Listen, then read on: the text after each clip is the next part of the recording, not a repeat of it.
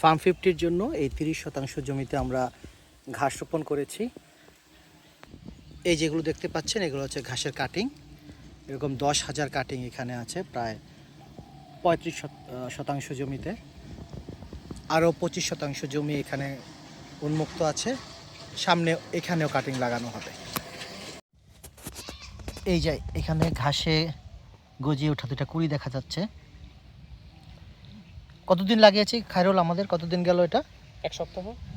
খায়রুল, এইখানের যে ঘাস আমরা লাগিয়েছি, তো এই ঘাস থেকে মোটামুটি কয়টা গরুর সারা বছরের খাবার পাওয়া যাবে বলে আশা করা যায়? আমাদের 60% জমিতে আমরা চিন্তা করেছি যে 6টা গাভীকে আমরা খাওয়াবো, এই ধরনের প্ল্যান আছে আমাদের সারা বছরের জন্য।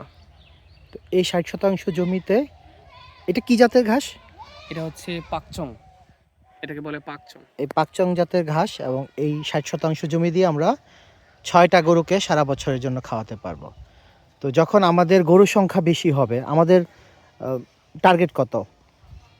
আমরা হয়তো 50 থেকে 60টা এরকম গরু থাকবে। 50 থেকে 60। তাহলে তো আমাদের জমির পরিমাণও বাড়াতে হবে না? আমাদের যথেষ্ট জমি আছে, এগ্রি ল্যান্ড অনেক ফাঁকা আছে, আমরা পরবর্তীতে সেটা করতে পারবো ইনশাল্লাহ। এই ঘাসগুলা খাওয়ার উপযোগী হইতে কতদিন লাগবে? প্রথম কাটিং যদি হয় তাহলে 2.5 থেকে 3 মাস সময় লেগে যাবে। তারপর এই ঘাসটা কাটার পরে আবার নতুন করে কি কাটিং লাগাইতে হয়, নাকি এখান থেকে ঘাস হতেই থাকে? পরবর্তীতে এই কাটিংগুলো ঘাস কেটে নিয়ে যদি আমি পরিচর্যা করি, সেখানে বিভিন্ন ধরনের সার এবং সেচ দিতে থাকি, তাহলে আবার এখানে ঘাস জন্ম নেবে, নতুন ঘাস।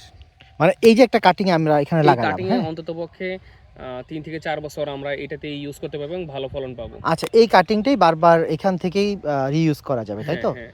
তারপর 4-5 বছর পরে আমরা নতুন করে কাটিং লাগাবো। অবশ্যই। এক একটা কাটিং এর দাম কত পড়েছে আমাদের? আমরা বিএলআরআই থেকে নিয়ে এসেছি, যার জন্য আমাদের কাটিং এর দাম খুবই কম পড়েছে। যেটা ওনারা বলে যে 10,000 কাটিং এর জন্য যেই পরিমাণ ঘাস লাগে, এর দাম হচ্ছে মূলত 1600 থেকে 1700 টাকা এরকম।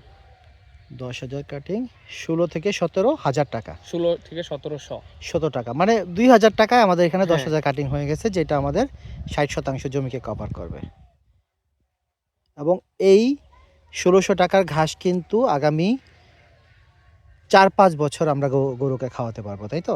জি অবশ্যই, যদি ভালো কেয়ার দেওয়া হয়। ঘাস কেয়ারের জন্য কি কি করতে হয়?